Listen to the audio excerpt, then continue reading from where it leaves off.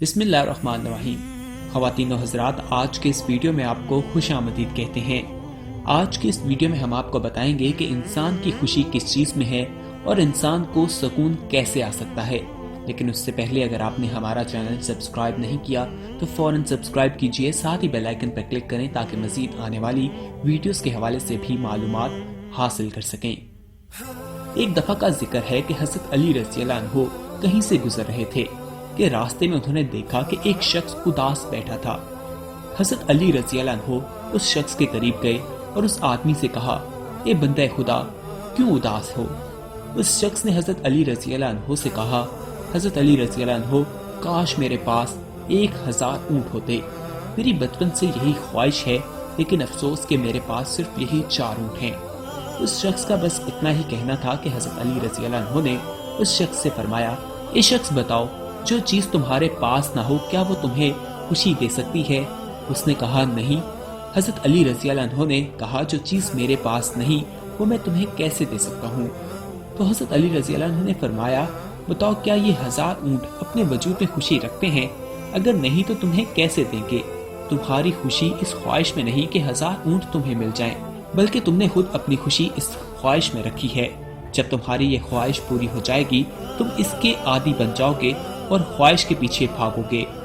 جاؤ دیکھو، اس زمین میں 1000 ایسے لوگ ہیں جن کے پاس 1000 اونٹ ہیں، کیا وہ خوش ہیں؟ انسان خواہش کے پیچھے تب تک ہی بھاگتا ہے جب تک وہ پوری نہ ہو جائے۔ اگر آج تمہاری ایک آنکھ خراب ہو جائے تو تمہاری خوشی ہوگی کہ میری یہ آنکھ ٹھیک ہو جائے۔ اگر آج تمہارے یہ دونوں کان خراب ہو جائیں تو تمہاری یہ خواہش ہو جائے گی کہ تمہارے کان ٹھیک ہو جائیں۔ تمہاری خوشی تمہاری خواہشات میں نہیں بلکہ تمہارے وجود میں ہے، جو وقت اور حالات کے ساتھ تبدیل ہوتی رہتی ہے۔ اے شخص، انسان کا مقصد یہ نہیں کہ وہ اپنی خواہشات کے پیچھے بھاگتا رہے، بلکہ انسان کی خواہشات کا مقصد یہ ہونا چاہیے کہ وہ اپنے آپ کو سمجھے، اپنے آپ کو تلاش کرے، کیونکہ تمہاری خوشی اس چیز میں نہیں، تمہاری خوشی اللہ نے تمہارے وجود میں رکھی ہے۔ خواتین و حضرات، انسان اپنی خواہشات کے پیچھے بھاگتا ہے اور سمجھتا ہے کہ جس چیز کی وہ طلب کر رہا ہے اس چیز میں اس کی خوشی ہے، لیکن ایسا بالکل نہیں ہوتا۔ اللہ تعالیٰ نے اس کی خوشی چھوٹی چھوٹی چیزوں میں رکھی ہے۔ انسان کو چاہیے کہ ہر چیز میں خوش ہو۔ انسان جس چیز کے پیچھے بھاگتا ہے انسان نے اسے خود اپنی خواہش بنایا ہوتا ہے، اور جب وہ انسان کو مل جاتی ہے تو انسان کو اس کی قدر نہیں رہتی۔ اس ویڈیو میں ہم آپ کو یہ بھی بتائیں گے کہ انسان کو کس طرح سے سکون مل سکتا ہے، لیکن اس سے پہلے آپ کو بتائیں کہ آپ اس ویڈیو میں کمنٹ کیجئے اور اپنی رائے کا اظہار کیجئے گا کہ آپ کو ویڈیو کیسی لگی ہے، اور ساتھ ہی کمنٹ کر کے یہ بھی ہمیں بتائیں کہ آنے والے وقت میں آپ کیا چاہتے ہیں، ہم کون سے ٹاپکس آپ کے ساتھ شیئر کریں، کون سی ایسی اسلامک ٹاپکس ہیں جن کے بارے میں آپ معلومات حاصل کرنا چاہتے ہیں۔ حضرت علی رضی اللہ عنہ کی زندگی سے ہی ایک واقعہ آپ کے ساتھ شیئر کرتے ہیں جس سے معلوم ہوتا ہے کہ زندگی میں سکون کیسے آ سکتا ہے۔ ایک شخص حضرت علی رضی اللہ عنہ کی خدمت میں آیا اور کہنے لگا، حضرت علی رضی اللہ عنہ، زندگی بے سکون سی ہو گئی ہے، کوئی سکون نہیں، سارا دن چڑچڑاپن، غصہ مجھ پر حاوی رہتا ہے، میں کیا کروں رویہ اچھا ہو جائے؟ تو حضرت علی رضی اللہ عنہ نے فرمایا، اے شخص، تو اپنی جائز خواہشات کو پورا نہیں کرتا، جس کی وجہ سے یہ غصہ اور چڑچڑاپن تجھ پر حاوی ہو جاتا ہے۔ اس نے کہا کہ حضرت علی رضی اللہ عنہ، میں کیا پورا کروں؟ میں جو چاہتا ہوں وہ مجھے ملتا ہی نہیں۔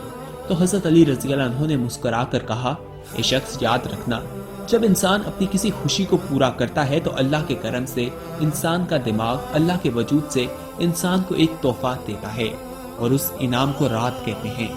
اس بات کو یاد رکھنا، جتنی خوشی انسان کو بڑی خوشی حاصل کرنے میں ملتی ہے، اتنی ہی اللہ کے کرم سے چھوٹی چھوٹی خوشیاں پوری کرنے سے ملتی ہیں۔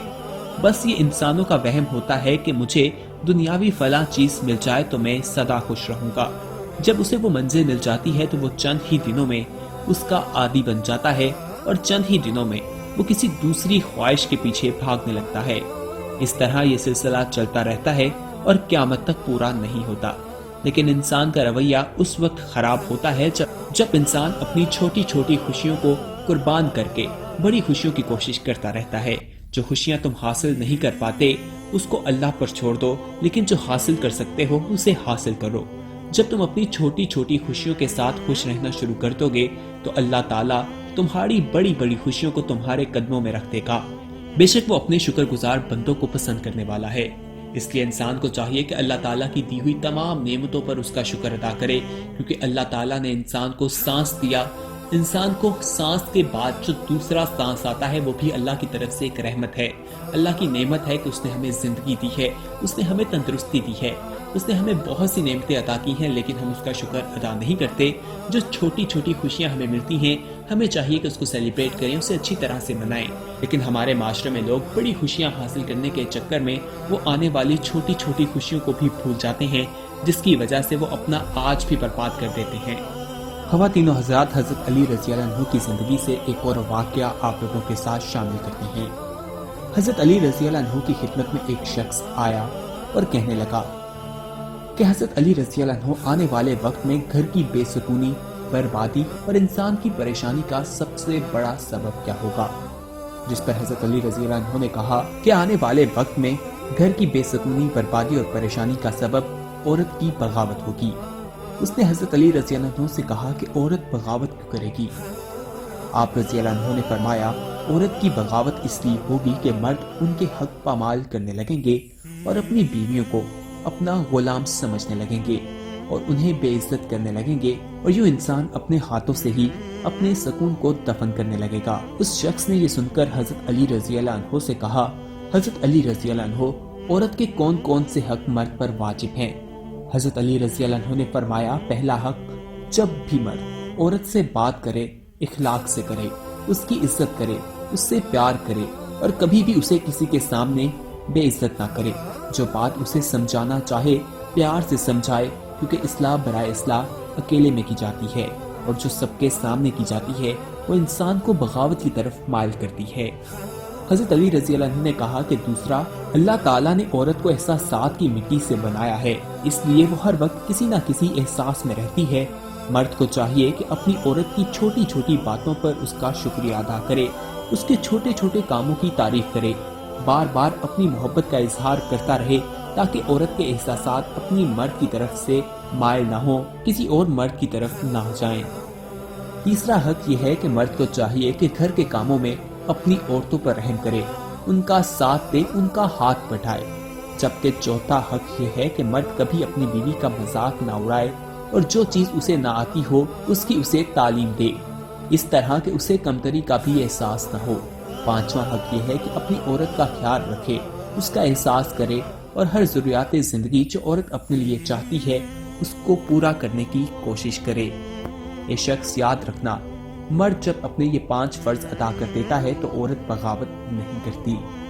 خواتین و حضرات، حضرت علی کی زندگی سے بہت سے واقعات ملتے ہیں جن سے ہماری رہنمائی ہوتی ہے، ان پر عمل کر کے انسان اپنی دنیا اور آخرت دونوں میں کامیابی حاصل کر سکتا ہے۔ حضرت علی کے حوالے سے حضور اکرم صلی اللہ علیہ وآلہ وسلم نے فرمایا ہے کہ اگر میں علم کا شہر ہوں تو علی اس کا دروازہ ہے۔ اس سے واضح ہوتا ہے کہ حضور اکرم صلی اللہ علیہ وآلہ وسلم نے اس بات کی دلیل دی ہے کہ حضرت علی کے پاس بھی بے انتہا علم موجود ہے۔ حضرت علی رضی اللہ عنہ کی زندگی سے ہی ایک اور واقعہ آپ کے ساتھ شیئر کرتے ہیں کہ حضرت علی نے بتایا کہ وہ اللہ سے کس طرح سے بات کرتے ہیں اور اللہ کس طرح سے ان سے بات کرتا ہے۔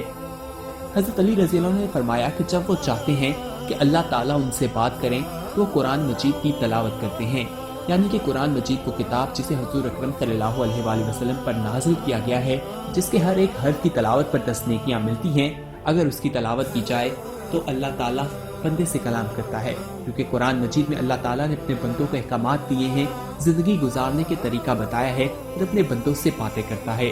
اسی طرح حضرت علی رضی اللہ عنہ نے فرمایا کہ جب وہ چاہتے ہیں کہ وہ اللہ سے بات کریں تو وہ نماز پڑھتے ہیں، یعنی کہ نماز اللہ اور بندے کے درمیان ہونے والا ایک رابطہ ہے جس میں بندہ اللہ تعالیٰ سے بات کرتا ہے۔ اس لیے ہمیں چاہیے کہ دن میں جو 5 وقت کی نمازیں ہم پر فرض کی گئی ہیں انہیں وقت پر ادا کریں، اس کا قیامت کے دن سوال بھی ہوگا، اور حضور اکرم صلی اللہ علیہ وآلہ وسلم نے اس پر زور بھی دیا ہے کہ نمازیں ادا کی جائیں۔ ناظرین، امید ہے کہ یہ ویڈیو آپ کو پسند آئی ہوگی۔ اس ویڈیو کو اپنے دوستوں کے ساتھ لازمی شیئر کیجیے گا، اس ویڈیو کو لائک اور کمنٹ کرنا نہ بھولیے گا، اور نیچے کمنٹ میں آپ یہ بھی ہمیں بتا سکتے ہیں کہ آنے والے وقت میں آپ کون سے ٹاپکس پر ویڈیو دیکھنا پسند کرتے ہیں۔ ساتھ ہی آپ اپنا فیڈ بیک بھی لازمی دیجیے گا، اور اگر آپ نے ابھی تک ہمارا چینل سبسکرائب نہیں کیا تو فوراً سبسکرائب کیجیے، ساتھ ہی بیل آئیکن پر کلک کریں تاکہ مزید آنے والی ویڈیوز کے حوالے سے بھی معلومات حاصل کر سکیں۔ उम्मीद है कि ये वीडियो आपको पसंद आई होगी। मजीद इसी तरह की वीडियोस देखने के लिए हमारा चैनल जरूर विजिट कीजिएगा। अगली वीडियो तक के लिए अपना ख्याल रखें। हमें दीजिए इजाजत। अल्लाह हाफिज।